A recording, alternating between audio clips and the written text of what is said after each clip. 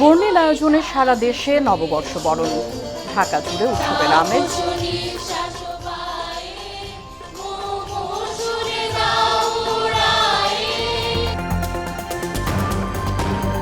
বর্ণিল আয়োজনে সারা দেশে নববর্ষ বরণ, ঢাকা জুড়ে উৎসবের আমেজ, গরম উপেক্ষা করে মানুষের ঢল। জুলাই সনদের প্রত্যেকটি শব্দ বাস্তবায়ন করবে বিএনপি, টাঙ্গাইলের জনসভায় প্রধানমন্ত্রী। ভাসানের কবর জিয়ারত করলেন তারেক রহমান। দেশের একমাত্র রাষ্ট্রায়ত্ত তেল শোধনাগারের কার্যক্রম বন্ধ ঘোষণা, মজুদ সরবরাহে কোনো প্রভাব পড়বে না বলছে জ্বালানি বিভাগ। এবং হামে আরও 9 শিশুর মৃত্যু, হাসপাতালে ভর্তি সহস্রাধিক, শীঘ্রই প্রকোপ কমার আশা চিকিৎসকদের।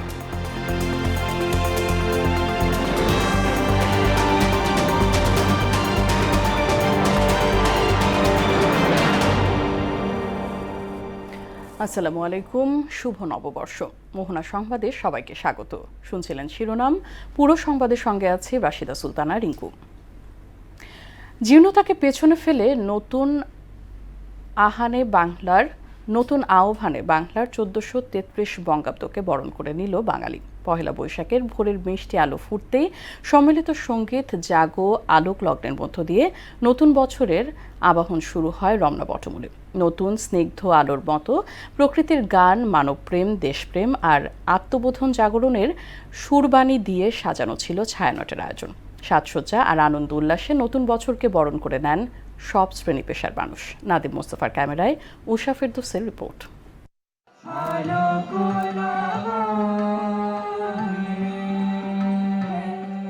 ভোরের আলো ফুটেছে প্রকৃতির নিয়মেই, তবে তারও আগে বাঙালি জেগে ওঠে লাল সাদা বসনে। সুরেল আয়োজনে সমবেত হয় রমনা বটমূলে।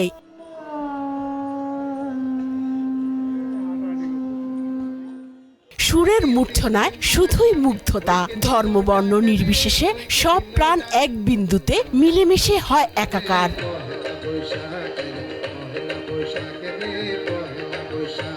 বরাবরের মতোই মূল মঞ্চে বসেন ছায়ানটের শিল্পীরা। প্রায় 200 শিল্পীর অংশগ্রহণে এই আয়োজনে 22টি গান পরিবেশিত হয়।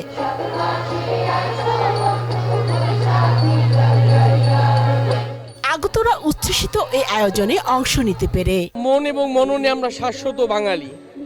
আর এই পহেলা বৈশাখ যেটা বর্ষবরণ, এটা প্রত্যেক জাতি যেমন নিজস্ব সত্তা থাকে, এটা আমাদের সত্তার এক অবিচ্ছেদ্য অঙ্গ। এখানে কোনো ভেদাভেদ নেই, সব ধর্মমতের সবাই এখানে অনুষ্ঠানে অংশগ্রহণ করছেন। করে গান শুনলে মনে আমার দেশ, আমার মা, মাটি বলে বোঝানোর ভাষা প্রকাশ করার মতো আসলে কিছু নাই। এবারের বর্ষবরণের মূল প্রতিপাদ্য নির্ধারণ করা হয় চিত্ত যেথা ভয় শূন্য, উচ্চ যেথা শির। ভয় ভেঙে আমাদেরকে সামনে এগিয়ে যেতে হবে। এইটা হলো আমাদের প্রাণের উৎসব। একটা উৎসবই হচ্ছে যে আমাদের একসাথে হওয়া, অন্যখানে কিন্তু একসাথে এতগুলো জিনিস থাকে না। কোনো অপশক্তি ভয় দেখিয়ে শান্তিপ্রিয় মানুষকে সঙ্গীত থেকে বিচ্ছিন্ন করতে পারবে না বলে মন্তব্য করেন ছায়ানটের সভাপতি সারোয়ার আলী। যে সঙ্গীত জাতি ধর্ম নির্বিশেষে সকলকে সম্প্রীতির বন্ধনে আবদ্ধ করে। কোনো অপশক্তি শান্তিপ্রিয় মানুষকে এই সঙ্গীত থেকে ভয় দেখিয়ে নিরস্ত করতে চায়। 1967 সাল থেকে ছায়ানট রমনার বটমূলে এই আয়োজন করে আসছে। সময়ের সঙ্গে যা দেশের সর্বজনীন উৎসবে পরিণত হয়েছে। ধর্ম বর্ণ নির্বিশেষে এক বিন্দুতে মিলিত হয়েছে সব প্রাণের স্পন্দন। আর এই মিলন মেলার বন্ধন অটুট থাকবে 700 বছর, এমন প্রত্যাশা সবার। রমনা বটমূল থেকে উষা ফেরদৌস, মোহনা সংবাদ, ঢাকা। পহেলা বৈশাখ শুধু সাধারণ মানুষের নয়, বিশেষভাবে উদযাপিত হয় গণমাধ্যম ও চলচ্চিত্র অঙ্গনেও। নিজেদের ব্যস্ততার মাঝেও তারা মিলিত হন বাঙালির এই প্রাণের উৎসবে। ঐতিহ্য আর সংস্কৃতির মেলবন্ধনে নতুন বছরকে বরণ করে নিচ্ছেন সব শ্রেণী পেশার মানুষ। বিস্তারিত জানাচ্ছেন ইমদাদুল হক খান। নতুন বছরের প্রথম দিন পহেলা বৈশাখ। বাঙালির প্রাণের এই উৎসবে সামিল হন গণমাধ্যম কর্মী থেকে শুরু করে চলচ্চিত্র অঙ্গনের তারকারাও। ঢাকা রিপোর্টার্স ইউনিটি প্রাঙ্গণে দিনব্যাপী নানা আয়োজনে বৈশাখকে বরণ করে নেন গণমাধ্যম কর্মীরা। গ্রামের নওজোয়ান হিন্দু মুসলমান মিলিয়া বাউলা গানার মুর্শিদি গাইতাম। সব সময় খবরের পেছনে ব্যস্ত থাকলেও আজকের দিনটি পরিবারকে নিয়ে কাটানোর উদ্দেশ্যে নানা আয়োজন করে ঢাকা রিপোর্টার্স ইউনিটি। চলে একটা অ্যামুজমেন্টের দিন হিসাবে আসলে আমরা এটাকে উদযাপন করছি। আমরা যারা ঢাকার সাংবাদিক আছি আমাদের সারাক্ষণই কিন্তু ব্যস্ত থাকতে হয় নানা কাজে, নানা অ্যাসাইনমেন্টে। তো সেই ক্ষেত্রে আমরা ঢাকা রিপোর্টার্স ইউনিটির পক্ষ থেকে প্রত্যেক বছর কিন্তু এই বিভিন্ন অনুষ্ঠানে আয়োজন করে থাকি। তো পয়লা বৈশাখও আমাদের সেই অনুষ্ঠান সূচিরই একটা অংশ। নববর্ষ উদযাপনে পিছিয়ে নেই চলচ্চিত্র নির্মাতারাও। দিনটি নিয়ে নিজের অনুভূতি জানালেন পরিচালক ছোটকু আহমেদ। নববর্ষের দিনে একটি আশা, বাংলাদেশের মানুষ সবাই সম্প্রীতি এবং সৌহার্দ্যপূর্ণ অবস্থানে থাকুক, সবাই শান্তিতে থাকুক, সুখে থাকুক। রাজধানীর শিল্পকলা প্রাঙ্গণে আয়োজিত বৈশাখী মেলায় নারী শিশু সহ সর্বসাধারণের আগমনে মুখরিত। নাগরদোলা সহ নানা আয়োজন করা হয়। নারী শিশু সহ হাজার হাজার মানুষের অংশগ্রহণ মেলাকে আরো প্রাণবন্ত করে তোলে। বাঙালি হিসেবে এই ঐতিহ্যকে আমাদের ধরে রাখা উচিত, লালন করা উচিত। ঘুরতে আসছি, মেলা দেখবো, এই আর কি, আর কিছুই না। আমরা এক এক মেলায় যাচ্ছি, ঘুরে ঘুরে দেখছি, বিভিন্ন ধরনের শিল্পকলা দেখছি, অনেক কিছু দেখছি, খুব ভালো লাগতেছে। মেলায় ঘুরছি, খুব ভালো লাগছে, আরো ঘুরবো, দেখি কি কি আছে, কেনাকাটাও করছি। নতুন বছরের এই দিনে পুরনো সব দুঃখ কষ্ট ভুলে নতুন আশায় বুক বাঁধছে মানুষ। বৈশাখের এই আনন্দ ছড়িয়ে পড়েছে দেশের প্রতিটি প্রান্তে।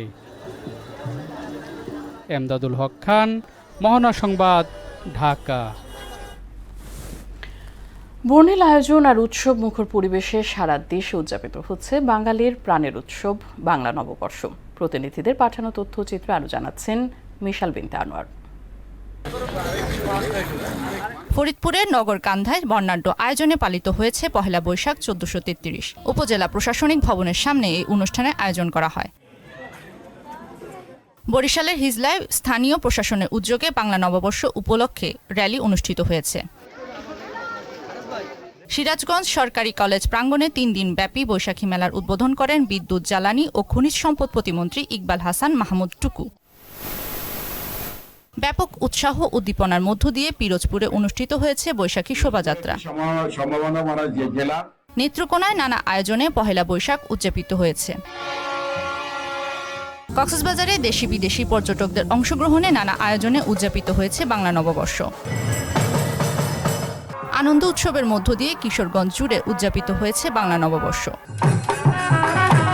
দিনাজপুরের বিরলে বাংলা নববর্ষ উপলক্ষে বর্ণাঢ্য শোভাযাত্রা অনুষ্ঠিত হয়েছে। নওগাঁয় বর্ণাঢ্য আয়োজনে বাংলা নববর্ষ ১৪৩৩ উদযাপন করা হয়। গাজীপুরের কালিয়াকৈরে বাংলা নববর্ষ ১৪৩৩ উদযাপন উপলক্ষে এক বর্ণাঢ্য শোভাযাত্রা অনুষ্ঠিত হয়েছে। বাগেরহাটে বৈশাখী শোভাযাত্রা ও বর্ণাঢ্য আয়োজনে জেলাব্যাপী বাংলা নববর্ষ উদযাপন করা হয়েছে।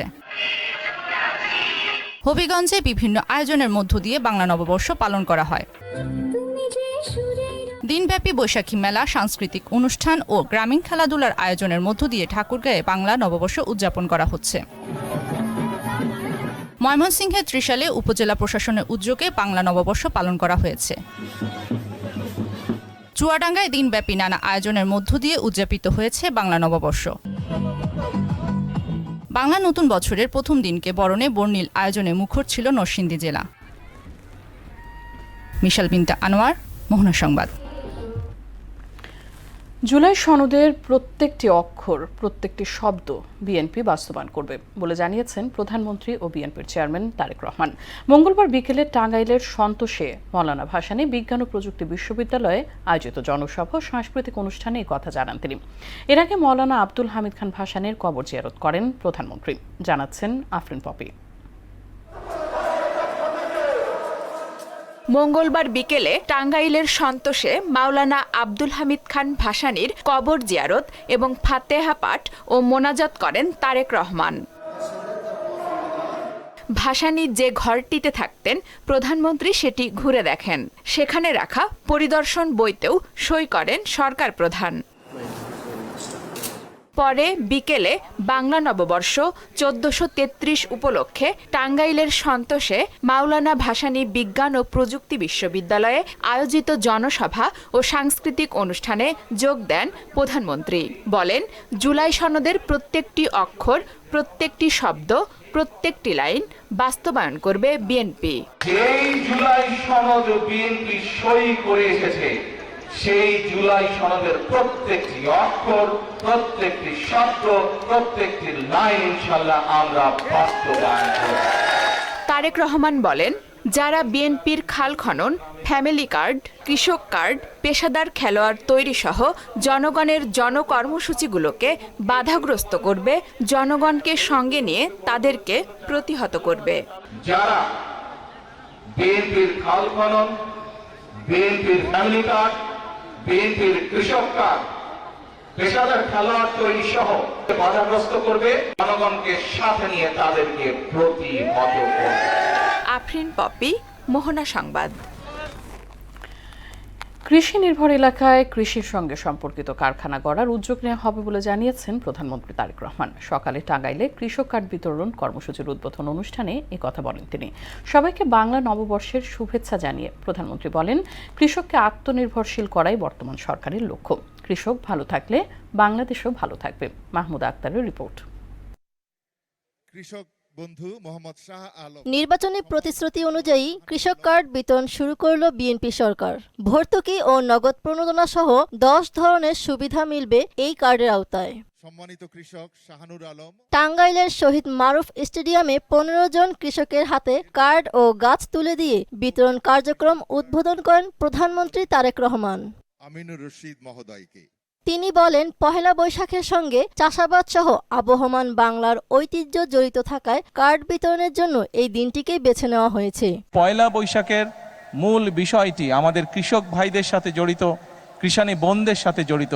সেজন্যই আমরা কৃষক কার্ড প্রদানের যেই অনুষ্ঠান, আমাদের যে কমিটমেন্ট, যে প্রতিশ্রুতি আমরা এই দেশের মানুষের সামনে দিয়েছিলাম, সেটির আমরা আজকে উদ্বোধন ঘোষণা করলাম। কৃষি নির্ভর এলাকায় কৃষি ব্যবস্থাপনা জোরদারের পাশাপাশি উৎপাদিত পণ্যের ন্যায্য মূল্য নিশ্চিতের কথা উল্লেখ করে প্রধানমন্ত্রী বলেন, দেশীয় চাহিদা মিটিয়ে রপ্তানির উদ্যোগও নেওয়া হবে।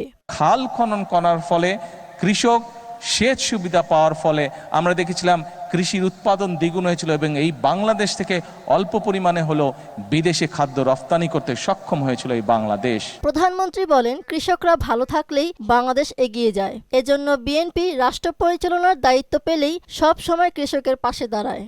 বিএনপি সরকার বিশ্বাস করে যে এই দেশের কৃষক যদি সচ্ছল থাকে, এই দেশের কৃষক যদি বেঁচে থাকে, এই দেশের কৃষক যদি ভালো থাকে, তাহলে সমগ্র বাংলাদেশ ভালো থাকতে পারবে, সমগ্র বাংলাদেশের মানুষ ভালো থাকতে পারবে। পাইলট প্রকল্পের আওতায় 11 উপজেলার 22,000 কৃষকের হাতে কার্ড তুলে দেওয়া হয়েছে। আগামী 5 বছরে 2,75,00,000 কৃষককে এই কর্মসূচির আওতায় আনা হবে। মাহমুদ আক্তার, মোহনা সংবাদ। অপরিশোধিত তেল সংকটে দেশের একমাত্র রাষ্ট্রায়ত্ত তেল শোধনাগার Eastern Refinery PLC Limited ERL বন্ধ ঘোষণা করেছে কর্তৃপক্ষ। বিকেলে কারখানাটিতে শেষ পরিশোধন কার্যক্রম পরিচালিত হয় বলে জানিয়েছেন প্রতিষ্ঠানটির 2 জন কর্মকর্তা। এদিকে দেশে পরিশোধিত জ্বালানি তেলের পর্যাপ্ত মজুদ রয়েছে এবং সরবরাহ ব্যবস্থায় কোনো প্রভাব পড়বে না বলে আশ্বস্ত করেছে জ্বালানি বিভাগ। বাংলা নববর্ষের প্রকৃত ইতিহাস নতুন প্রজন্মকে জানাতে অভিভাবকদের আহ্বান জানিয়েছেন তথ্য ও সম্প্রচার মন্ত্রী জহিরুদ্দিন স্বপন। জাতীয় প্রেস ক্লাবে পহেলা বৈশাখ ও বর্ষবরণের অনুষ্ঠানে এই কথা জানান তিনি। বলেন, উৎসবের কথা স্মরণ রেখেই বৈশাখের দিন কৃষক কার্ড বিতরণ শুরু করেছেন প্রধানমন্ত্রী তারেক রহমান, যা কৃষক সমাজে প্রকৃত মূল্যায়নে উল্লেখযোগ্য ভূমিকা রাখবে।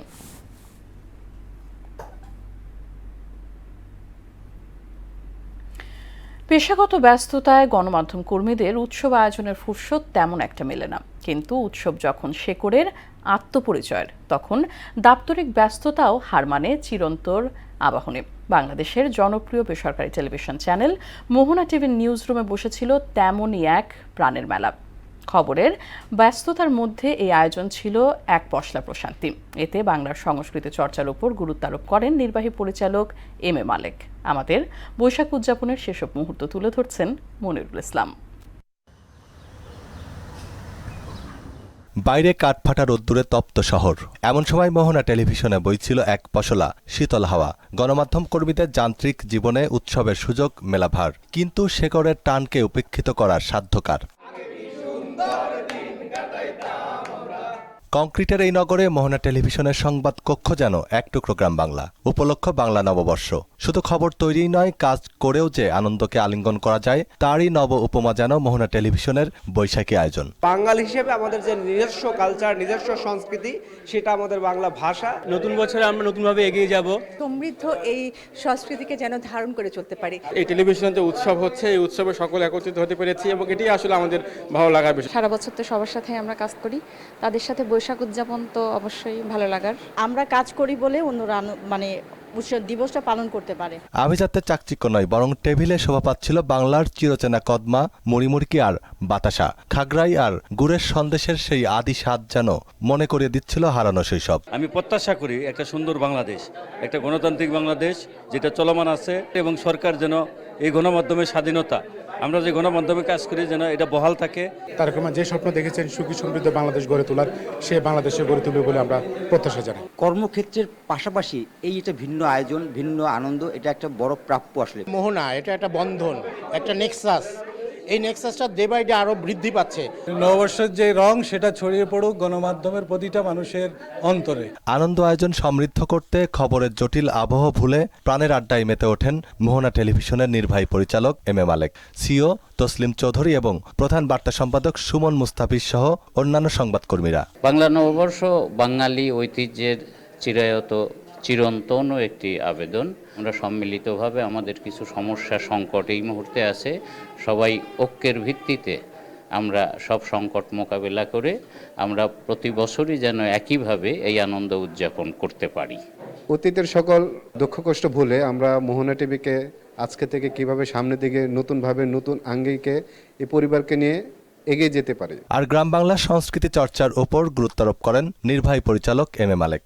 বলেন, ন্যায়ভিত্তিক জাতি গঠনে শুদ্ধ সুন্দর সংস্কৃতি চর্চা জরুরি। তুলে ধরেন বাংলা বর্ষের ইতিবৃত্ত। বাংলা সনটাকে আর যখনই আসে আগের দিন থেকে আর প্রস্তুতি নেই, কিন্তু বাংলা সনের ঐতিহ্য কিন্তু এটা নয়। বাংলা সনের যে ঐতিহ্য, এটা কিন্তু আমাদের জীবন যৌবনের সম্পূর্ণ অঙ্গাঙ্গিভাবে জড়িত। আমি আশা করি বাঙালি যারা আমরা দাবি করি বা বাংলাদেশি যারা দাবি করি, অন্তপক্ষে এই জিনিসটা আমরা মনে রাখতে হবে যে আমি প্রথম হচ্ছে বাঙালি, তারপর বাংলাদেশি, তারপর আমার ভাষা হলো বাংলা। আমি বাংলা ভাষা ছেড়ে আজকে যদি শুধু ইংরেজিতে কথা বলি তাহলে বাঙালি তো থাকলো না।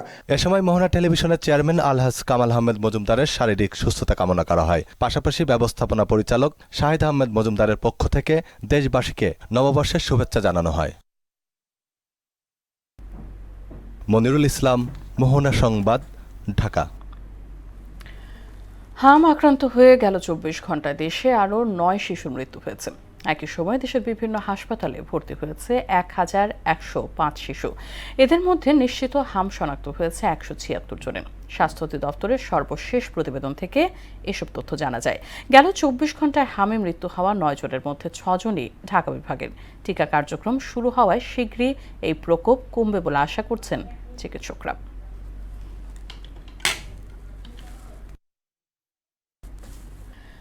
দু 2016 সালে পুলিশ হেফাজতে নিহত রাজধানীর লালবাগ বিএনপি নেতার অসুস্থ স্ত্রীর পাশে দাঁড়িয়েছেন প্রধানমন্ত্রী তারেক রহমান। লালবাগের 23 নম্বর ওয়ার্ড বিএনপির যুগ্ম সম্পাদক আনোয়ার হোসেন মাহবুবের স্ত্রী পাপিয়া আক্তার রিনার হাসপাতালে ভর্তির সংবাদ পাওয়া মাত্রই নিজের অতিরিক্ত প্রেস সচিব আতিকুর রহমান রুমনকে চিকিৎসার খোঁজ নেয়ার নির্দেশ দেন প্রধানমন্ত্রী। রাজধানীর আনোয়ার খান মডার্ন হাসপাতালে প্রধানমন্ত্রীর পক্ষে পাপিয়াকে দেখতে যান বিএনপির স্বাস্থ্য বিষয়ক সহ সম্পাদক ডাক্তার পারভেজ রেজা কাকন ও বিশিষ্ট অর্থোপেডিক সার্জন শাহ মোহাম্মদ আমানুল্লাহ। আজকে যিনি মাননীয় প্রধানমন্ত্রী, উনি এই পরিবারের পাশে আছে। আমরা তাদের বিএনপি পরিবার থেকে এসে ওনাদের পাশে আমরা দাঁড়িয়েছি। এভাবে আসলে আজকেই যে শুধু দাঁড়িয়েছে তা না, 16 সালের পর থেকেই আমরা এই বিএনপি পরিবার এই পরিবারের পাশে আছে। জনাব তারেক রহমান এই পরিবারের পাশে আছে। আন্তর্জাতিক প্রসঙ্গ। মধ্যপ্রাচ্যে শান্তি প্রতিষ্ঠায় 4 দফা প্রস্তাব দিয়েছেন চীনের প্রেসিডেন্ট শি জিনপিং। বেজিংয়ে আবুধাবির crown prince Sheikh Khalid bin মোহাম্মদের সঙ্গে বৈঠকে তিনি প্রস্তাবগুলো তুলে ধরেন। বিশ্বকে কখনোই জঙ্গলের আইনে ফিরে যেতে দেওয়া যাবে না বলে মনে করেন শি জিনপিং। এদিকে ইসরায়েলের সঙ্গে প্রতিরক্ষা চুক্তি নবায়ন স্থগিত করেছেন ইটালির প্রধানমন্ত্রী জর্জিয়া মেলোনি। ভেরোনায় সাংবাদিকদের সঙ্গে আলাপকালে এই সিদ্ধান্তের কথা জানান মেলোনি। বলেন, হরমুজ প্রণালী পুনরায় খুলে দেওয়ার জন্য সম্ভাব্য সব ধরনের প্রচেষ্টা চালাতে হবে। এছাড়া যুক্তরাষ্ট্রের মধ্যস্থতায় ওয়াশিংটনে আজ এক বিরল বৈঠক হতে যাচ্ছে। সরাসরি এই বৈঠকে বসবেন লেবানন ও ইসরায়েলের প্রতিনিধিরা। শেষ করব মোহনা সংবাদ, তবে যাবার আগে শিরোনামগুলো আরও একবার।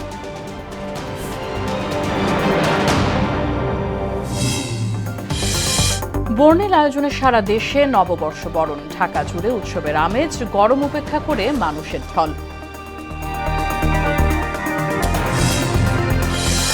জুলাই সনদের প্রত্যেকটি শব্দ বাস্তবায়ন করবে বিএনপি। টাঙ্গাইলের জনসভায় প্রধানমন্ত্রী। ভাসানীর কবর জিয়ারত করলেন তারেক রহমান। দেশের একমাত্র রাষ্ট্রায়ত্ত তেল শোধনাগারের কার্যক্রম বন্ধ ঘোষণা। মজুদ সরবরাহে কোনো প্রভাব পড়বে না বলছে জ্বালানি বিভাগ। এবং হামে আরও 9 শিশুর মৃত্যু। হাসপাতালে ভর্তি সহস্রাধিক। শীঘ্রই প্রকোপ কমার আশা চিকিৎসকদের।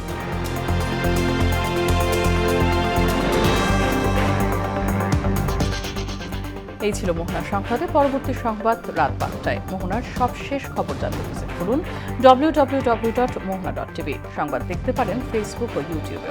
সঙ্গে থাকার জন্য ধন্যবাদ সবাইকে।